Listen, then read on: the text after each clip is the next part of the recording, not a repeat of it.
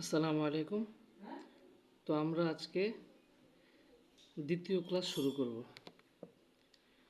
তো এই 2 নম্বর পৃষ্ঠাতে পরিপূর্ণরূপে বা, এটা হচ্ছে বায়ের পরিপূর্ণ রূপ, কিন্তু কোরআন শরীফে এইভাবে একদমই থাকবে না। কোরআন শরীফে থাকবে এভাবে এভাবে এভাবে, মানে দ্বিতীয় এবং তৃতীয় এই দুইভাবেই বাটা থাকে।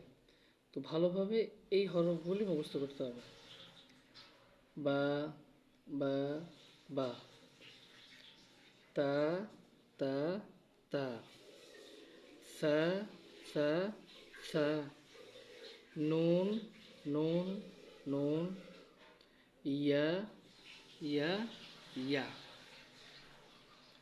তো এখানে একটা বিষয় খুব খেয়াল করার, যে বা, তা, সা, নুন, ইয়া, বা, তা, সা, নুন, ইয়া, এই কয়টা হরফ, এই 5টা হরফ হচ্ছে নোক্তার মাধ্যমে চিহ্নিত করা হয়। যেমন বায়ের নিচে 1 নোক্তা, এটা হচ্ছে এক দাঁতের নিচে 1 নোক্তা। বা, তা, তায়ের উপরে 2 নোক্তা, মানে এক দাঁতের উপরে 2 নোক্তা, তা। সা, সায়ের উপরে 3 নোক্তা, এক দাঁতের উপরে 3 নোক্তা, সা। নুন, নুনের উপরে 1 নোক্তা, এক দাঁতের উপরে 1 নোক্তা, নুন। ইয়া, তো এই ইয়াতে তো নোক্তা নাই, কিন্তু এরপরে এক দাঁতের নিচে 2 নোক্তা ইয়া, এক দাঁতের নিচে 2 নোক্তা ইয়া।